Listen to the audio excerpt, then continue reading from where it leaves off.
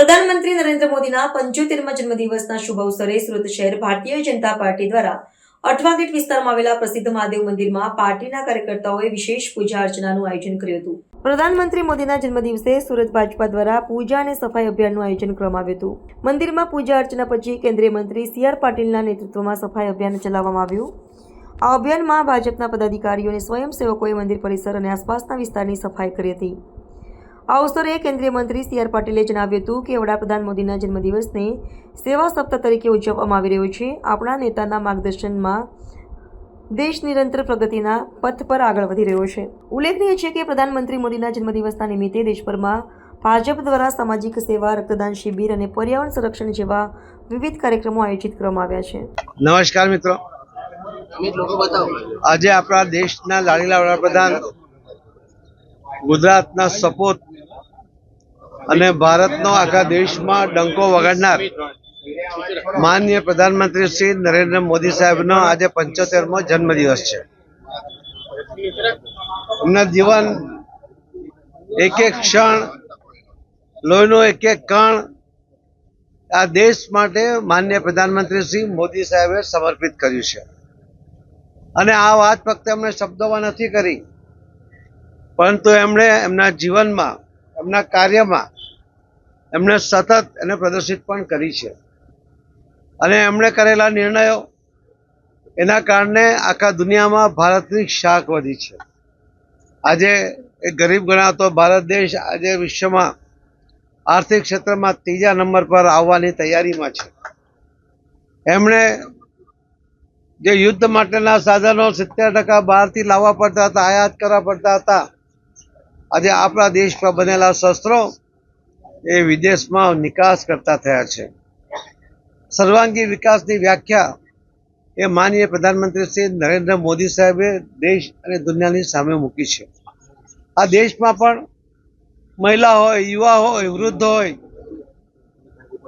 વિશ્વકર્મા સમાજના લોકો હોય કે અન્ય કોઈ પણ સમાજના લોકો હોય, આ દરેક સેક્ટરના લોકો માટે, ખેડૂતો માટે અલગ અલગ યોજના બનાવીને એમનું જીવન સરળ બને એના માટેના સરળ સફળ પ્રયત્ન એ પણ માનનીય પ્રધાનમંત્રી શ્રી નરેન્દ્ર મોદી સાહેબે કર્યા છે।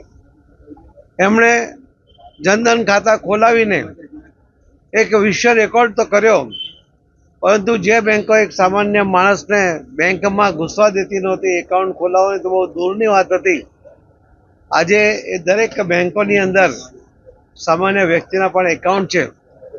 અને એની પાછળનો જે હેતુ હતો કે લોકોનું બેંક એકાઉન્ટ તો ખુલે, એમાં એ સેવિંગ પણ કરે, પરંતુ સરકારની યોજનાઓનો લાભ એમને ડાયરેક્ટ બેનિફિટ યોજના મુજબ એમને ટ્રાન્સફર થાય, ડીબીટી મુજબ એને ટ્રાન્સફર થાય, એના માટે કરોડો ખેડૂતો, કરોડો બહેનો એમને પણ આનો લાભ મળતો થયો છે। વચેટિયાઓ એમાંથી બહાર નીકળ્યા છે, કોઈ દલાલ એનું અસ્તિત્વ હવે ધરાવતો નથી। અને એ આપણે જોયું છે કે કોરોનાના સમયમાં પણ બહેનોને જ્યારે એમણે મદદ કરવાની હતી ત્યારે કોઈ અધિકારી અથવા તો જે લાભાર્થી પોતે કલેક્ટર કચેરી કે મામલતદાર કચેરી પહોંચી શકે એવી સ્થિતિમાં નહોતા, ત્યારે પણ એમને ડીબીટી મુજબ એમના જનધન ખાતામાં સીધા પૈસા એ બહેનોને એમણે આપ્યા। અને કોરોના જેવા મુશ્કેલીના સમયમાં પણ મોદી સાહેબે એક રાહત આપી છે। પહેલગામ જેવા બનાવ બન્યા અને ત્યારે એને જવાબ આપવો જોઈએ એવી જે દેશના લોકોની ઈચ્છા હતી, એનું પણ એમણે સફળતાપૂર્વક લોકોની ઈચ્છા પૂર્ણ કરી છે। આજે વિશ્વને એમણે બતાવી આપ્યું છે કે ભારત હવે નબળો દેશ નથી, ભારત એક મજબૂત દેશ છે અને દુશ્મનોના ઘરમાં જઈને એને જવાબ આપી શકે એવી ક્ષમતા પણ ધરાવે છે। અને આ બધી જ ક્ષમતા આપણા દેશમાં નિર્માણ પામેલા આયુધો, શસ્ત્રો, એના દ્વારા આપણે પરફેક્ટ નિશાન પાર કરીને માનનીય પ્રધાનમંત્રી મોદી સાહેબે દુશ્મનોના દાંત ખાટા કર્યા અને વિશ્વને ચોંકાવી દીધું છે। આપણે જોઈએ છીએ કે દરેક જ્યારે કોઈ પણ મુસીબત આપણી સામે આવીને ઊભું હોય, પૂર હોય, પ્લેગ હોય, કોઈ કુદરતી આફત હોય, ધરતીકંપ હોય, કોઈ પણ વખતે માનનીય પ્રધાનમંત્રી શ્રી નરેન્દ્ર મોદી સાહેબ ખડક બનીને સામે ઉભા રહેતા હોય છે અને એના દ્વારા લોકોની જરૂરિયાતોને પૂર્ણ કરતા હોય છે। આજે નરેન્દ્ર મોદી એક આધાર સ્તંભ બની ગયા છે। એમને દીર્ઘાયુ આવે, એમને તંદુરસ્તી મળે એના માટે આજે આખા દેશના લોકો એ ભગવાનના મંદિરમાં જઈને પ્રાર્થના કરી રહ્યા છે. આજે સુરત શહેર એકમ પણ અને ગુજરાતમાં પણ દરેક જગ્યાએ કાર્યકર્તાઓ માનનીય પ્રધાનમંત્રી શ્રી નરેન્દ્ર મોદી સાહેબના દીર્ઘાયુ માટે અને તંદુરસ્તી માટે પ્રાર્થના કરી રહ્યા છે. આટલા બધા કરોડો લોકોનો જે અપેક્ષા એ ભગવાન પણ પૂર્ણ કરશે જ એવી અમને શ્રદ્ધા છે. ધન્યવાદ.